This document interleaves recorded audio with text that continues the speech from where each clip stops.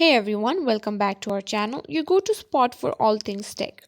Today we're tackling a problem that's as frustrating as losing your keys, regaining access to your locked out Facebook account.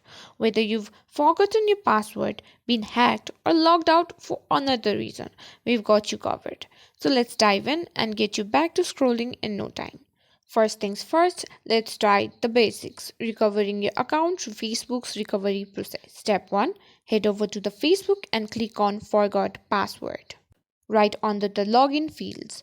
This is your first step towards getting your account back. Here you'll need to enter your phone number linked to your account and click Search. Facebook will now look for your account and send you a reset code. You can get it through email or SMS. Once you've chosen, click Continue.